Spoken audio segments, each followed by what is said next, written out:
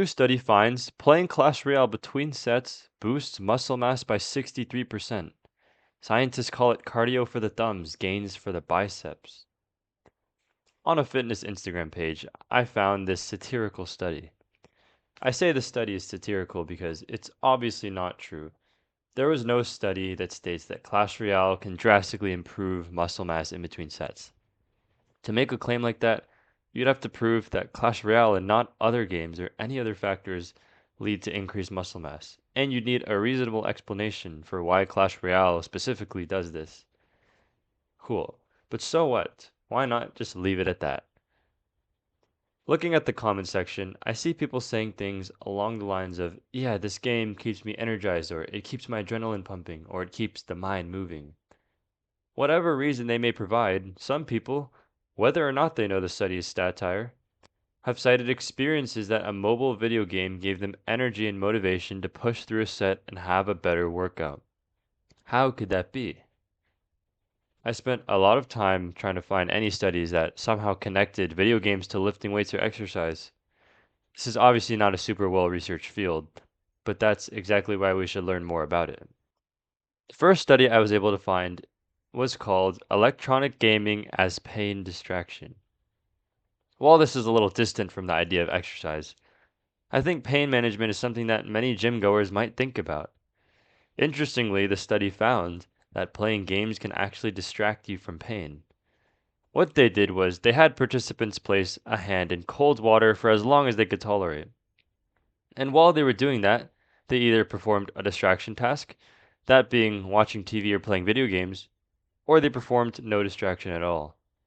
As the results suggest, the group distracted by digital media was significantly more tolerant of pain, and to go even further, the group that played video games claimed to be more engaged and were more likely to want to repeat the procedure than the group that had watched TV. So perhaps the act of playing video games could distract people from the pain or soreness that exercising creates. But my search didn't stop there.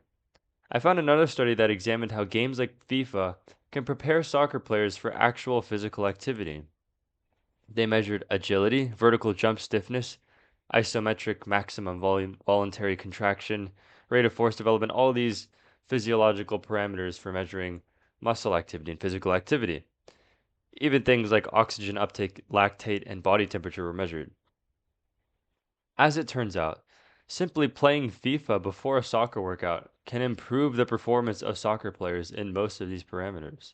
So, could seeing troops attack an opponent's tower in Clash Royale somehow be improving people's physical confidence and readiness? Maybe, maybe not. The study isn't quite the same as playing Clash Royale between sets, but it seems plausible that video games can alter mental states with regards to exercise and even prepare people for it, and there may be a relevance to weightlifting in that. Now, I was starting to struggle to find any research that suggested some sort of linkage between video games and exercise. Many studies talked about what are known as exergames, which are video games that are played as exercise, such as Wii Fit. And many studies also talked about how playing games might mean that people just exercise less in the long run because they're playing games instead of exercising. But that's more of a social rather than physiological relationship. And then I found this next study. This study is called A Combined Intervention of Aerobic Exercise and Video Game in Older Adults. The Efficacy and Neural Basis on Improving Mnemonic Discrimination. Okay, so first of all, what is mnemonic discrimination? That is the ability to tell the difference between new stimuli and memories of yours that are similar. For example, let's say you meet two twins, but you met one before the other. When you met the second twin, were you able to tell the difference from the first twin? That's mnemonic discrimination. So the study wants to know if combining exercise and video games, which is exactly what the Instagram post talked about, is more effective than either or at improving mnemonic discrimination. What this study found is that for whatever reason, aerobic exercise tended to increase hippocampal volume, and video games tended to maintain functional connectivity in the brain. When combined, the functional and structural benefits of the two interventions seem to boost each other. Now, the reason I say this happens for whatever reason is because the exact reason is not clear, but that doesn't mean there's nothing to take away from this study. While the study did not and could not give any exact explanation of the results, we can see that there could be a synergistic effect between exercise and video games. One stimulates the physical and one stimulates the mental, and this effect was greater than either of the two alone.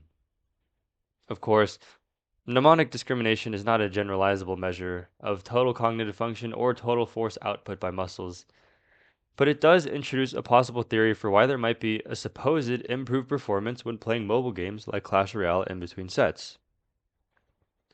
Now, after searching and searching, I couldn't really find any more information on this topic. Clearly, more research needs to be done in this specific topic for any true relationship to be discovered. So, what's my take on this? I'm not going to say one technique or strategy works better than the other. I'm not qualified to give advice on that, and even if I was, I'd imagine the answer would be more nuanced than just playing video games does or does not help between sets. What I will say is that from experience, Clash Royale specifically is a game that can make me very frustrated. And if frustration can help you work out better, then maybe playing between sets can be a good thing. If it makes you work out worse and it overall deflates your mood, then I don't see a reason to keep playing it, since there isn't really any evidence to suggest that this type of activity will or will not help your muscle gain. As with all single player, highly competitive games, I always say try to play games with friends more than by yourself.